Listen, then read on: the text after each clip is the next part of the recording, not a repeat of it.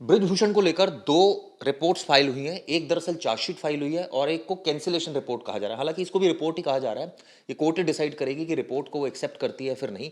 लेकिन जो पॉक्सो कानून है, एक तरह से उसके तहत जो मामला दर्ज किया गया था उसमें रिलीफ मिली है। जबकि दूसरा जो बालिग जो पहलवान थे जिन्होंने मुकदमा दर्ज कराया था, उसमें 3 सेक्शन के तहत चार्जशीट दाखिल की गई, 354, 354 ए, बी और डी, यानी 4 सेक्शन के तहत। अब बात करते हैं, यहाँ पर हमारे साथ वरिष्ठ वकील रुद्र विक्रम सिंह जी मौजूद हैं। उनसे पूछते हैं कि क्या इन सेक्शन का मतलब है और क्या वाकई इन सेक्शन के तहत अब आरोपी की गिरफ्तारी हो सकती है, नहीं हो सकती है, बेलेबल है, नॉन बेलेबल है, आने वाले वक्त में क्या इंपैक्ट पड़ने वाला है। सर, टाइम तक पर आपका स्वागत है। सर, ये बताइए कि ये जो सेक्शन लगाए गए हैं, कितना सर इसमें इन सेक्शंस में दम है, क्या ये बेलेबल है? पहले तो ये बताइए सेक्शंस क्या क्या हैं। देखिए, जो दो मामले थे, एक पॉक्सो का मामला था, एक जो बालिग पहलवान थे उन्होंने एफआईआर दर्ज की थी 354। शायद जो एफआईआर दर्ज हुई थी वो और सेक्शंस में थी, लेकिन जो पुलिस ने चार्जशीट फाइल की है वो 354 ए, 354, 350 ए, 4 ए एंड डी में फाइल की है। अच्छा, इसमें एक चीज़ और होता है कि पुलिस के पास ये पावर होती है कि अगर मान लीजिए जिस आपने एफआईआर लिखवाई, कुछ पुलिस ड्यूरिंग इन्वेस्टिगेशन को लगता है कि नहीं, इन मामलों में मामला नहीं बनता, इन मामलों में मामला बनता है, तो वो पुलिस बाद में चार्जशीट ऐड भी कर सकती है, डिलीट भी कर सकती है। तो ये 3 मामलों में पुलिस ने एफआईआर जो चार्जशीट फाइल किया। अच्छा, इसको मेनली जो बोलते हैं इसको फाइनल रिपोर्ट बोलते हैं। 173 सीआरपीसी के तहत, जो 173 और सबसेक्शन 2 के तहत पुलिस फाइनल रिपोर्ट फाइल करती है। उसमें एक बड़ा इम्पॉर्टेंट कॉलम होता है, कॉलम 11, कॉलम 12। कॉलम 11 होता है कि अगर पुलिस मान लीजिए किसी मामले में एक से ज़्यादा एक्यूज्ड हैं या एक ही एक्यूज्ड है, तो कॉलम 11 में पुलिस उनका नाम डालती है जिनके खिलाफ पुलिस को कुछ एविडेंसेज मिले हैं। मान लीजिए अगर महिला से रिलेटेड मामला है तो महिला के 164 के बयान उसने उसकी पुष्टि की है, कुछ उससे रिलेटेड मटेरियल मिले हैं, तो वो कॉलम 11 में उसका नाम डालती है।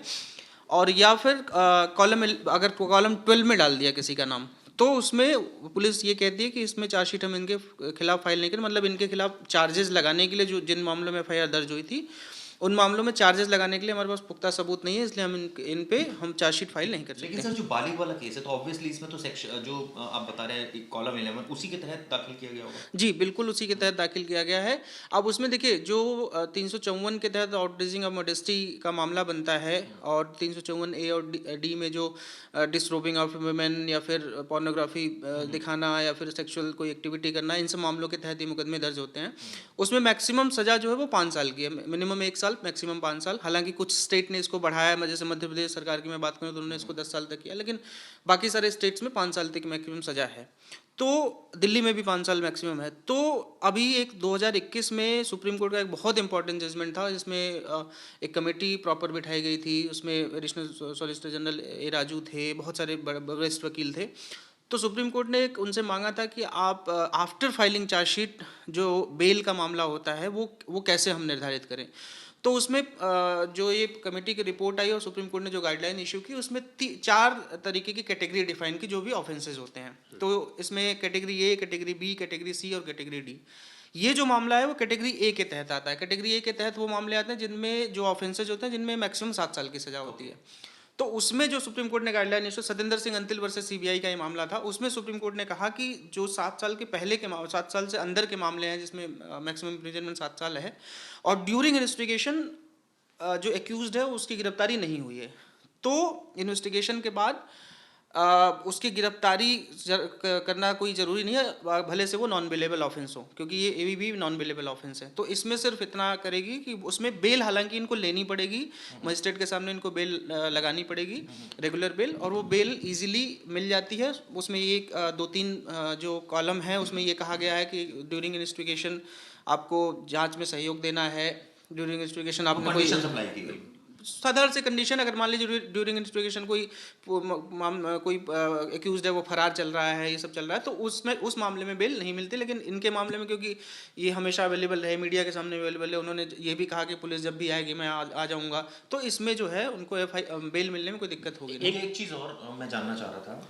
आपने कहा चार्जशीट कंप्लीट होने के बाद, चूंकि जांच हो चुकी है, जी, कानून ये भी है कि अगर कोई आरोपी जो जेल के अंदर है और चार्जशीट फाइल हो जाती है तो यूजुअली उसको बेल मिल जाती है, क्योंकि आफ्टर फाइलिंग चार्जशीट ये कहा जाता है कि now he is entitle for bail. तो इस केस में तो चार्जशीट ऑलरेडी फाइल हो ही गई है, अरेस्ट इन्होंने किया नहीं, ये पावर डिस्क्रिप्शन जो पावर थी ये पुलिस की थी। अब इस केस में तो नेचुरली अब बहुत कम आधार है अरेस्ट करने का, अरेस्ट इन द सेंस कि अरेस्ट करके जेल भेजने का, क्योंकि अब तो अरेस्ट करेंगे फॉर्मली लेकिन वो बेल लेनी पड़ेगी हाथ के हाथ। मैं सिर्फ ये जानना चाह रहा था इस तरह के केसेस में, चूंकि अब बेल नेचुरली अब मिल ही जाएगी, इसको क्या इस सेंस में देखा जाए कि पुलिस ने ऐसा क्यों नहीं किया शुरुआत में, और अब जो है वो उसको किस सेंस में देखा जाए? देखिए जैसा कि जो मैंने कैटेगरी ए के ऑफेंस बताए, कैटेगरी ए के ऑफेंस वो होते हैं जिसमें 7 साल से कम की सजा होती है। उसमें भी सुप्रीम कोर्ट का एक गाइडलाइन है, Arnesh Kumar versus state of Bihar. उसमें सुप्रीम कोर्ट ने एक बहुत अच्छी सी गाइडलाइन इशू किया, और जितने भी आप अगर थाने, किसी भी थाने में चले जाइए तो वहाँ पे एक आपको SHO के बोर्ड कमरे के सामने या वहाँ पे एक आपको बोर्ड दिखा मिलेगा। वहाँ पे देखेंगे आप तो वो लिखा रहता है कि Arnesh Kumar versus state of Bihar की गाइडलाइन सबको फॉलो करनी है, अदरवाइज आईओ के खिलाफ या फिर जो भी इसमें मामले में होंगे उनको इनके खिलाफ कार्रवाई की जाएगी। तो वो Arnesh Kumar versus state of Bihar ये कहता है कि विद इन 7 ईयर्स के जो भी ऑफेंसेज हैं उसमें आप किसी एक्यूज्ड को तुरंत गिरफ्तारी नहीं करेंगे, 41A CRPC का नोटिस इशू करेंगे। वो अगर इन्वेस्टिगेशन में सहयोग करता है, आपकी जांच में सहयोग कर रहा है, तो उसको गिरफ्तारी करने की जरूरत नहीं है। तो पुलिस ने 41A का नोटिस इशू किया होगा, वो गए होंगे, उन्होंने जांच में सहयोग किया होगा, इसलिए उनकी गिरफ्तारी नहीं हुई। एक जो इम्पोर्टेंट क्वेश्चन है, अब जो पॉस्को केस में जो इन्हें कहा जा रहा है कि उन्हें थोड़ी सी राहत जो मिली है, मतलब पुलिस की तरफ से जो बताया गया है, तो क्या ये केस का इफेक्ट इस पे पड़ेगा जो बाकी के केस है? क्योंकि सब साथ में, फाइल तो सब साथ में हुए थे, एक साथ आए थे, तो उस पर इम्पैक्ट पड़ेगा? क्योंकि अब ऐसा कहा जा रहा है कि पूरा एक तरह से पूरा कोकअप था कि एक साथ बनाया गया केसेस थे, ये कहीं ना कहीं आरोप लग रहे हैं, मतलब तो क्या इफेक्ट पड़ेगा दूसरे केस पे इसका, एक साथ फाइल किए हुए केस? देखिए बहुत इफेक्ट, या फिर मैं कहूँ कि नहीं ही पड़ेगा, क्योंकि कंप्लेनेंट उसमें अलग था, इसमें कंप्लेनेंट अलग थे। तो कंप्लेनेंट जो उसमें चीज़ें थी, सबसे देखिए इन सब मामलों में सबसे ज़्यादा जो इफेक्ट पड़ता है वो होता है 164 का बयान। दो बयान होते हैं, एक 161 CRPC के तहत, एक 164 CRPC के तहत। 161 CRPC के तहत जो आईओ होता है या पुलिस अधिकारी होता है उसके सामने बयान होता है, उसके बाद 164 के बयान मजिस्ट्रेट के सामने होते हैं। अगर 161 और 164 के बयान दोनों मेल खाते हैं, हूबहू अगर सही हैं, तब वो केस जो है पुख्ता हो जाता है, तब जो एक्यूज होता है उसके बचने की संभावनाएं बहुत कम हो जाती हैं। लेकिन इसमें क्योंकि जो प्रोसिक्यूट्रिक्स थी, जो विक्टिम थी, उसने 164 में जब उसके बयान हुए तो उसने ऐसा कहा कि नहीं, ये जो बयान मेरे दिलवाए गए थे वो बयान मुझसे ज़बरदस्ती दिलवाया गया था, ये बयान मेरे 161 के सही नहीं थे। तो 164 का बयान जो होता है वो सही होता है। इसी एवज में पुलिस ने इसमें चार्जशीट फाइल नहीं किया है, क्योंकि मेन जो इसका मामला बनता पॉक्सो जैसे मामलों में मेन सबसे बयान होता है 164 का। 164 बयान में अगर वो मुकर गई विक्टिम तो उसके बाद चार्जशीट फाइल। मुझे एक चीज़ और बताइए, जैसे इस केसेस में बेलेबल और नॉन बेलेबल ऑफेंसेस में फ़र्क क्या होता है? जैसे ये जो तीनों सेक्शन हैं, 354, 354A और D, जिसमें चार्जशीट हुआ है, ये तीनों नॉन बेलेबल है? इसमें देखिए दो नॉन बिलेबल है, एक बिलेबल ऑफेंस। फ़र्क क्या है नॉन बेलेबल? फर्क क्या होता है, देखिए नॉन बिलेबल ऑफेंस जो होता है उसमें बेल मजिस्ट्रेट दे सकता है, मजिस्ट्रेट या फिर सेशन कोर्ट। वो डिपेंड करता है कि किस तरीके का ऑफेंस है। अगर कोई कोई ग्रीवियस ऑफेंस है, मान लीजिए मर्डर का चार्जेस है, तो उसमें सेशन में बेल देती है। जो जैसे ये कैटेगरी ए के ऑफेंसेस है तो उसमें मजिस्ट्रेट। यानी कहने का मतलब है जो चार्जशीट फाइल हुई है इसके तहत अगर कोई बेल देगा तो वो अदालत ही देगी? अदालत ही देगी, मजिस्ट्रेट देगा, और उसमें कोई दिक्कत नहीं है बेल लेने में। वो एक महज एक प्रक्रिया होती है जिसमें कि बेल लेनी होती है। अक्सर ये देखते हैं कि इस तरह के केसेस में, देखिए जब कन्विक्शन होता है तब जो सजा हो वो तो अदालत तय करती है, उससे पहले अरेस्ट और नॉन अरेस्ट को लेकर सुप्रीम कोर्ट की हजारों गाइडलाइंस हैं। आप इतने सीनियर वकील हैं, अरेस्ट किस केस में पुलिस करती है? कोई चोरी का केस हो तो पुलिस तुरंत अरेस्ट कर लेती है, कोई बड़ा आदमी हो तो पुलिस कहती है हम जांच कर रहे हैं। क्या इस केस में भी आपको ऐसा लग रहा है कि क्या इस केस में अरेस्ट बनता ही नहीं था या पुलिस कर ही नहीं सकती? नहीं, ऐसा नहीं कि पुलिस कर नहीं सकती थी। देखिए ये पुलिस का एक डिस्क्रिशन है, और मैं कहूँगा कि एक तरीके से मैं कहूँगा कि हमारी जो न्याय संहिता है या फिर जो हमारा न्याय शास्त्र है, हमारी IPC CRPC, उसका एक ड्रॉबैक भी मैं इसको कहूँगा कि अगर संविधान को हम मानते हैं, संविधान आर्टिकल 14-15 की हम बात करते हैं, समान कानून की, समान अधिकारों की बात करते हैं, तो देखिए इन सब दोनों मामलों में मैं कहता हूं कि जब ये मामला FIR करने के लिए एक वर्ग जो है सुप्रीम कोर्ट चला जाता है तो उनको भी एक विशेषाधिकार मिला। क्योंकि नॉर्मल अगर मुझे आपको अगर FIR करानी होगी, पुलिस वाला FIR नहीं करेगा, तो मुझे 156(3) के तहत मजिस्ट्रेट के सामने एप्लीकेशन लगानी पड़ेगी। वो कम से कम साल भर सुनवाई होगी, तब जाके मेरी FIR दर्ज होगी। लेकिन एक वर्ग को विशेषाधिकार मिला कि वो सुप्रीम कोर्ट गया, वहाँ से FIR हुई। तो ये भी मुझे लगता है कि एक जो हम समानता की बात करते हैं वो भी नहीं हुआ। अगर हम दूसरी तरफ की बात करें तो उसमें भी अगर अमूमन गिरफ्तारी अगर पॉक्सो लगता है तो अमूमन अगर एक्यूज की कंडीशन ठीक है या एक्यूज की कंडीशन थोड़ी बहुत गड़बड़ है, मेडिकल कंडीशन ठीक ठाक है, अमूमन जैसे मेडिकल कंडीशन वगैरह ठीक ठाक नहीं होता या पुलिस को लगता है कि नहीं कोई फेक इसमें है मामला, तो पुलिस गिरफ्तारी नहीं करती है। लेकिन इस मामले में ऐसा मामला किसी और के अगेंस्ट में होता, किसी आम आदमी के, तो हो सकता है पुलिस इसमें गिरफ्तारी कर लेती।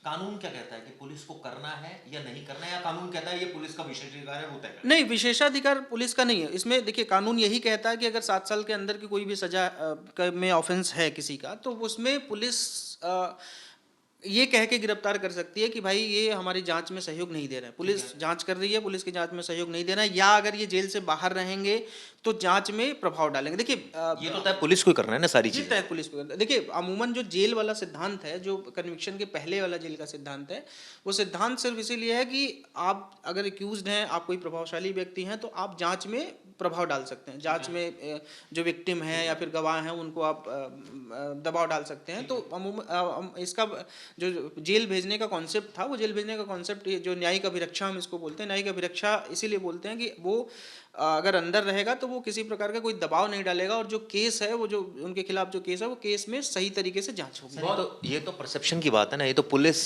जिसको चाहेगी उसको कहेगी ये दबाव डाल रहा है, जिसको चाहेगी उसको कहेगी दबाव नहीं डाल रहा। देखिए, अब इसमें मैं आपको बताऊं कि लोग बहुत बड़ी बात मैं आपको बताऊंगा कि लोग कहते हैं कि इस देश में सारा मतलब जो प्रधानमंत्री, मुख्यमंत्री बहुत ताकतवर होते हैं। मुझे लगता है इस देश में जो पुलिस ऑफिसर होता है और मजिस्ट्रेट, इनके पास मुझे लगता है आईपीसी सीआरपीसी ने इतनी ताकत दे रखी है कि वो इसका दुरुपयोग भी कर सकते हैं और उसका सदुपयोग भी कर सकते हैं। जो एक सवाल है जो बहुत लोग जानना चाहते हैं, बहुत डे वन से सब पूछे कि पॉक्सो में इन्हें अरेस्ट क्यों नहीं किया गया था? मतलब पुलिस मतलब मैंडेटरी तो नहीं है ना अरेस्ट करना? नहीं, मैंडेटरी नहीं है। अच्छा, मैंडेटरी नहीं है, लेकिन मतलब हाल फिलहाल में देखा जाता है कि कोई भी ऐसा केस होता है तो पुलिस पहले अरेस्टिंग कर लेती है, बाद में इन्वेस्टिगेशन। नहीं, देखिए, तो कोर्ट की ऐसी कोई गाइडलाइंस थी किसी केस में? मैंने गाइडलाइन आपको बताया। और दूसरा, देखिए, मेरा खुद का एक यही नोएडा का ही एक मामला था। एक बुजुर्ग आदमी थे जो जिनका मेडिकल ग्राउंड पे उनको बहुत मतलब वो उनको एक डिमेंशिया एक नाम की बीमारी होती है, जो उनको बीमारी थी, तो उस बीमारी के तहत एक बच्ची को जाके वो गलत तरीके से टच कर देते हैं, तो उसमें भी पुलिस ने गिरफ्तार नहीं किया था। हालांकि मैंने बेल कराई, बेल के बाद उनको गिरफ्तारी नहीं हुई, लेकिन इस केस में बेल भी नहीं कराया उन्होंने, गिरफ्तारी नहीं। तो मैंने बोला ना कि दोनों तरफ से एक विशेषाधिकार मिला दोनों लोगों को, जो कंप्लेनेंट थे उनको भी विशेषाधिकार मिला, जो एक्यूज था उसको भी विशेषाधिकार मिला। तो ये हम या तो हम इसको खामी कह लें न्यायिक व्यवस्था की, तो इसमें ये तो थोड़ा सा है। और अगर पुलिस कोई ऐसा केस रजिस्टर नहीं करती तो लोगों के पास क्या ऑप्शन बचता है? एक नॉर्मल आदमी अगर जाएगा पुलिस स्टेशन में, अगर उसे केस दर्ज कराना और उसका केस नहीं ले रही, ऐसे सब चीज़ों में उसके बच्चे का केस नहीं ले रही, तो ऐसे में राइट्स क्या बचते हैं इनके पास? आगे क्या क्या कर सकते हैं? देखिए, उसमें 154 के तहत जो हम एफआईआर दर्ज करते हैं, सीआरपीसी 154 के तहत हम एफआईआर दर्ज करते हैं, पुलिस के पास कंप्लेन देते हैं। पुलिस अगर एफआईआर नहीं लिखती है तो हम जिले का जो सबसे बड़ा अधिकारी होता है, कहीं पे एसपी है, कहीं डीसीपी होता है, उसके पास जाते हैं। उसके बाद अगर वो नहीं दर्ज करते तो 156(3) के तहत हम मजिस्ट्रेट के सामने कोर्ट में अपनी एप्लीकेशन डालते हैं। फिर वो मजिस्ट्रेट या तो फिर तुरंत इन्वेस्टिगेशन की आदेश करता है, या एफआईआर का आदेश कर सकता है, या उसको कंप्लेंट में ट्रीट करके वो चलाता है कोर्ट में। सर, इस केस में एक चीज़ और भी अब सोचने वाली है कि 3 सेक्शन में चार्जशीट हो गई है, तो अब इस केस का आगे फ्यूचर क्या है? इसमें ये माना जाए कि अरेस्ट होके बेल होकर और मामला चलता रहेगा? देखिए, अमूमन जो ऐसे मामले होते हैं तो एक तो जो रेगुलर बेल होगी इनको लेना पड़ेगा, और जो भी बहुत छोटा सा प्रोसेस होता है इसमें बेल मिल जाएगी। उसके बाद क्या होता है, देखिए, चार्ज उसके बाद मजिस्ट्रेट फ्रेम करता है।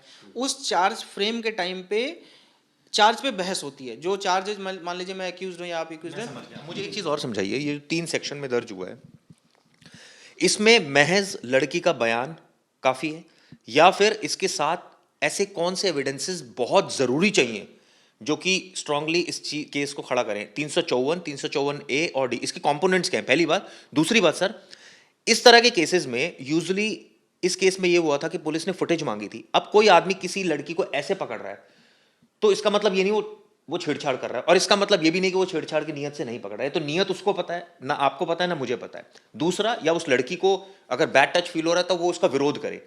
अगर इस केस में क्या इस एविडेंस को भी कंसीडर किया जाएगा कि भाई आपने विरोध क्यों नहीं किया उस समय कंप्लेंट क्यों नहीं दी? कंप्लेंट चूंकि बहुत लेट हुई है, तो ये सारे सर्कमस्टांसेस को ध्यान में रखते हुए ये केस कहाँ जा रहा है सर? देखिए, जो सबसे लास्ट में आपने बोला वो सबसे अहम बात है, डिले एफआईआर। डिले एफआईआर का जो भी मसला होता है, वो अगर महज 1 महीने का भी डिले हो, 4 दिन का भी डिले हो, 5 दिन का भी डिले हो, तो वो बहुत एक्यूज के फेवर में वो सारी बातें जाती हैं। कोई भी मामला हो, ना सिर्फ ये मामला, कोई भी मामला होता है, अगर डिले इन एफआईआर है तो उसका एक्सप्लेनेशन अगर आप नहीं दे पाते हैं, अगर सेटिस्फैक्ट्री एक्सप्लेनेशन कोर्ट को नहीं दे पाते हैं कि नहीं इस वजह से ही मामला, मतलब मैं एफआईआर नहीं करा पाया या इस वजह से डिले था। मान लीजिए कोई लड़की है कहीं दूर दराज कहीं फंसी हुई है, वो उसके पास कोई संसाधन नहीं है, किसी के मान लीजिए कोई रेप का केस हुआ, कुछ हुआ, तो वो उसका जो एक्सप्लेनेशन होता है डिले का, वो कंसिडरेबल होता है। लेकिन इस मामले में अगर डिले की वजह से ऐसा हुआ है या डिले हुआ है तो उसको एक्सप्लेनेशन तो उनको देना पड़ेगा।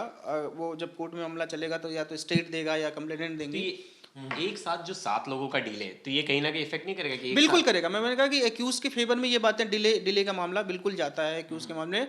और दूसरा जो 354 वगैरह के मामले होते हैं, इसमें आपको एविडेंस कुछ न कुछ तो आपको देने ही पड़ेंगे। जैसे मान लीजिए अगर कोई वीडियो फुटेज जो उन्होंने मांगा था कि कोई आपके पास वीडियो फुटेज में, ये कैसे हम पता लगा लेंगे छेड़छाड़ हो रही है? अगर कोई एज अ कोच किसी प्लेयर को ऐसे बात कर रहा है, तो कई लोगों का स्टाइल भी होता है इस तरह से बात करने का। तो वही देखिए, वो एक्सप्रेशन भी होता है। जैसे मान लीजिए मैं आपको, अगर आपने मुझे रखा, मैं बहुत बड़ा सहज था, मैं आराम से बात कर रहा था, मैं बात किए जा रहा था, मैंने कुछ भी आपको तरफ ऐसा नहीं देखा कि जिससे मुझे असहजता हो, तो वो एक्सप्रेशन भी, जब देखिए हमारे पास डायरेक्ट एविडेंस नहीं होते हैं तो हम इनडायरेक्ट एविडेंसेस की तरफ जाते हैं। तो अगर इसमें हम डायरेक्ट एविडेंस कुछ नहीं है बस, तो इनडायरेक्ट एविडेंसेस के बाद, या कोई पास में कोई खड़ा है, या मैंने मान लीजिए मेरे साथ कुछ ऐसा हो, मैंने इनको बताया कि यार इन्होंने मेरे साथ ऐसा किया था, सबूत देना पड़ेगा। तो वो ये आके फिर गवाही देंगे कि हाँ उस समय इन्होंने मुझे ऐसा कहा था। तो ये भी हमारा कोरोबोरेटिव एविडेंस, विटनेस टू विटनेस हो गया जी। तो लेकिन डॉक्यूमेंटेशन वाले ऐसे कौन से डॉक्यूमेंटेशन अगर देखिए हमारे पास है नहीं है तो फिर देखिए, कोई किसी महिला को ये तो पता नहीं होता कि ये आदमी आएगा मुझे गलत तरीके से टच करेगा, तो कोई ऐसा मैंडेटरी नहीं है कि आप कोई वीडियो एविडेंस दीजिए। वो तो पुलिस मांगती है कि अगर इनकेस आपके पास है तो दे दीजिए, नहीं है तो कोई बात नहीं है। पुलिस ने जो विदेश में जो जगह थी वहाँ भी लिखा कि वहाँ पे अगर आपके पास कुछ है तो आप दे दीजिए। तो पुलिस, क्योंकि पुलिस देखिए जब भी कोई मामला दर्ज हो जाता है तो वो मामला स्टेट वर्सेज एक्यूज्ड हो जाता है, तब वो कंप्लेनेंट एक तरीके से मान लीजिए कि वो गायब भी हो जाता है। इवन इनके अगर कंप्लेनेंट को अपनी बात कहनी भी होती है, अगर कंप्लेनेंट अपने एडवोकेट के थ्रू, तो थ्रू स्टेट ही कहेगा, या फिर स्टेट का वकील ये कहेगा कि नहीं नहीं आप मेरी तरफ से बात कह सकते हैं। जब तक स्टेट का वकील अलाउ नहीं करेगा तब तक आप कंप्लेनेंट का वकील वहाँ कोर्ट में बहस नहीं कर सकता। ये भी बड़ा इंपॉर्टेंट चीज़ है, जो बहुत सारे केसों में मैंने देखा है कि लोग कहते हैं कि नहीं ये कंप्लेनेंट के वकील हैं, इन्होंने बहस की, इन्होंने सजा दिलवाया। अभी एक आसाराम वाले मामले में भी मैं देख रहा था, एक मूवी आई थी। मुझे बताइए ना कि ऐसे कौन से वो कंसिडरेशन, जैसे आपने बताया विटनेस अगर कोई ऐसा मिला, और इसमें देखिए, क्योंकि वो तो मना ही करेगा मैंने इस नियत से नहीं छेड़ा। हाँ, और जिसको ऐसा बुरा लग रहा है, जिनको बुरा लगा होगा, देखिए या तो ये पूछा जाएगा आपने उस समय विरोध क्यों किया? नहीं, अगर नहीं भी किया होगा तो मान लीजिए उन्होंने किसी फ्रेंड को बताया होगा कि हाँ मेरे साथ ऐसा हुआ, या फिर उन्होंने मैसेज के थ्रू किसी को बोला होगा, या फिर उनको ही किसी मैसेज के थ्रू बोला होगा कि सर आपने मेरे साथ ऐसा किया, मुझे अच्छा नहीं लगा, वो मुझे अच्छा नहीं लगा या ठीक नहीं लगा। तो इस तरीके के जो फॉर्मल एविडेंसेज हैं, इलेक्ट्रॉनिक एविडेंसेज हैं, वो सारे एविडेंसेज कंसिडरेबल होते हैं। एक चीज और बताइए, चार्जशीट फाइल करने का मतलब क्या है? सबूत मिले? चार्जशीट फाइल करने का मतलब होता है कि प्राइमरी कुछ न कुछ तो मिला है, प्राइमरली, या तो फिर 164 के बयान हुए हैं, वो भी एक इसमें होता है कि 164 के बयान में उन्होंने कहा, या फिर कुछ न कुछ एविडेंस है जिसमें एक देखिए, हाँ बताइए। एक जो बड़ी इंपॉर्टेंट चीज़ थी, बार बार सब पूछे थे, क्या सिर्फ लड़कियों के बयान पे चार्जशीट फाइल हो जाएगी अगर कुछ पुलिस को बहुत ज़्यादा कुछ एविडेंस नहीं मिले हैं तो? नहीं देखिए, अगर 1000 पन्नों की चार्जशीट फाइल हुई है तो उसमें सिर्फ बयान तो नहीं है। बयान 4-6 पेज या 7 पेज का, एक महिला का 4 या 5 पेज का बयान होगा। 6 महिलाओं के बयान मान लीजिए कि 100 पेज, मान लीजिए मैक्सिमम मैं 100 पेज मान लेता हूँ। बाकी 900 पेजेस में अगर पुलिस ने फाइल किया है तो या फिर विटनेसेस के बयान उन्होंने फाइल किए होंगे, या फिर कुछ जो इस तरीके की मैं एविडेंस बता रहा हूँ कि किसी ने कुछ बताया हो, लिखा हो इस तरीके का, तो 1000 पन्नों की अगर चार्जशीट फाइल हुई है तो कुछ ना कुछ उसमें होगा। ऐसा नहीं है कि सिर्फ बयान फाइल हुए होंगे। तो आपका कहना है दाल में कुछ काला जरूर है? नहीं, दाल में काल, देखिए पुलिस, मैंने आपको कहा ना कि जब कोर्ट में जब स्टेट खड़ा होता है ना, तो स्टेट को कोर्ट फटकार लगाती है कि आपने एफआईआर दर्ज की, आपने ये क्या एविडेंस लेके आए हैं। जब आप कोर्ट में जाइए प्रोसीडिंग देखने, हाँ जो होंगे वही लगाएंगे। तो स्टेट जो है बहुत बारीकी से इन चीज़ों का अध्ययन करता है स्टेट, क्योंकि उसको जो कोर्ट में खड़ा होता है, जो इन्वेस्टिगेटिंग ऑफिसर खड़ा होता है, या स्टेट का जो वकील, प्रोसिक्यूशन का जो लॉयर खड़ा होता है, उनको एक तरीके से मैं साधारण भाषा में कहूँ तो गाली उनको पड़ती है कोर्ट की तरफ से, तो उनको बड़ी तैयारी के साथ जाना होता है। अब क्या लड़की के पास, जो नाबालिग लड़की थी, बच्ची थी, उनके परिवार के पास क्या ऑप्शन बचता है? क्या वो पुलिस की इस रिपोर्ट को जाके रिपोर्ट कर सकते हैं कोर्ट में वापस, देखिए प्रोटेस्ट कर सकते सकते हैं? एक अमूमन हम लोग ये करते हैं कि अगर मान लीजिए कि पुलिस ने एफआईआर फाइल कर दी, फाइनल रिपोर्ट हमारे अगेंस्ट में फाइल कर दी और ये माना कि कोई दम नहीं था केस में, तो प्रोटेस्ट का ऑप्शन है। हालांकि सीआरपीसी में कहीं डिफाइंड नहीं है, लेकिन हम फिर भी 190 CrPC 191 sub section B read with section 91 के तहत हम प्रोटेस्ट पिटीशन फाइल करते हैं। लेकिन इस केस में तो ऐसा लग नहीं रहा, क्योंकि वो तो खुद ही अब मुकरी है। सवाल ये है कि उसको मुकरने के पीछे जब ऐसा कुछ हुआ नहीं तो आपने केस क्यों करा दिया? आपके पिता ने केस क्यों करा दिया? क्या दबाव था कोई किसी का? देखिए वही होता है कि जब 164 के बयान होते हैं तो वो उसमें एक लाइन लिखवाई जाती है कि मैं बिना किसी दबाव के, बिना किसी प्रभाव के मैं अपना बयान दे रही हूँ। तो जब वो 164 का बयान लड़की जाती है तो वो इसमें यही बात बोलती है कि मैंने, या तो कहती है कि वो दरोगा जी ने मुझसे ऐसा कहा था, मैंने लिखवा दिया, या फिर किसी ने मुझे दबाव देके ऐसा लिखवाया। तो वो जाके जो पॉक्सो का मामला दर्ज होगा वो 164 के बयान के बाद हुआ होगा, उसके बाद बयान हुआ होगा? नहीं, उसके बाद होंगे, जब मामला दर्ज होता है उसके बाद बयान इसका होगा। मतलब 164 में लड़की ने साफ मना कर दिया मेरे साथ ऐसा कुछ नहीं हुआ। हाँ बिल्कुल, उसने मना किया होगा। और तो जैसा पहले मीडिया अगर उसके फादर ने कंप्लेंट कराई तो क्या उनके ऊपर कोई एक्शन हो सकता है दबाव इन फ्यूचर?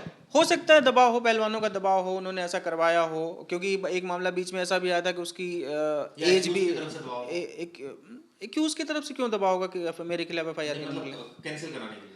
हाँ नहीं, कैंसिल कराने के लिए हो सकता है, लेकिन एक मामला जो मुझे समझ में आता है, क्योंकि बीच में वैसे मीडिया रिपोर्ट आई थी कि उसकी एज जो है 16 साल से 18 साल से ज़्यादा थी, उसकी एज कम दिखाई गई थी। तो हो सकता है उनको ये लगा हो कि कहीं हम ही उल्टा ना फंस जाएं, क्योंकि पुलिस के पास एक ऑप्शन, जब वो पुलिस फाइनल रिपोर्ट फाइल करती है तो 188 की प्रोसीडिंग के लिए भी उसमें लिखती है कि जो कंप्लेन थी वो झूठी थी, इनके खिलाफ 188 की प्रोसीडिंग शुरू की जाए अगेंस्ट कंप्लेनेंट के 188 के। कोर्ट के विवेक पर निर्भर है। वो कोर्ट के विवेक है। वो सारा देखिए, जो फाइनल रिपोर्ट फाइल की है वो भी मजिस्ट्रेट बाउंड नहीं होता कि आपने जो रिपोर्ट फाइल कर दी वो मैं मानूंगा। वो 173(8) सीआरपीसी जो होती है उसके तहत री इन्वेस्टिगेशन के भी आदेश दे सकता है कि नहीं और इस मामले में और इन्वेस्टिगेशन करिए। तो मजिस्ट्रेट बाउंड नहीं होता जो भी पुलिस रिपोर्ट फाइल करती है। लेकिन दाल में शुरुआत में ऐसा लग रहा है कुछ काला जरूर है, कुछ ना कुछ सबूत ऐसे है, जैसे आपने खुद ही इशारा किया कि 900 पेज तो ऐसे नहीं बन जाते। हाँ बिल्कुल, देखिए 900 पेज 1000 पेज की अगर चार्जशीट फाइल हुई है तो उसमें कुछ ना कुछ तो होगा। हालांकि वो कितना कोर्ट में ठहरेंगे या फिर आगे चल के सारा मामला क्या बनेगा, क्योंकि अब तो और अभी देखिए एक तस्वीर मैंने देखी थी ब्रिजभूषण की, जिसमें साक्षी मलिक की है, बिल्कुल ऐसे होल्ड कर रखा है और वो बड़ा नॉर्मल जेस्चर में लग रही है, वो भी मुस्कुरा रही हैं। और उनके बहुत सारे ऐसे बयान भी थे साक्षी के कि वो बहुत अच्छे हैं, फेडरेशन के लिए बहुत काम कर रहे हैं। तो क्या ये सब चीज़ें कोर्ट में बहुत ज़्यादा इनके फेवर में ऐसा? अब देखिए, जब एक्यूज आएगा, एक्यूज का वकील आएगा तो इन सब सारी चीज़ों को लेके ही आएगा अपने डिफेंस में। वो इन्हीं सारी चीज़ों को लेके आएगा कि भाई जब आपने कहा कि मैं I was not feeling comfortable at that time, तो लेकिन हम फिर लेके आएंगे कि नहीं आपकी फ़ोटो देखिए, उसके बाद की फ़ोटोज़ क्या क्या हैं। तो कोर्ट उन सारी चीज़ों को भी देखेगा कि आप अगर मान लीजिए आप मेरे साथ आज असहज हैं तो ऑब्वियस सी बात है कि आप कल से आप मेरे पास आने में थोड़ा सा झिझकेंगे या नहीं आएंगे, या आएंगे तो किसी को लेके आएंगे कि इनके साथ अकेले में मैं नहीं जा सकती।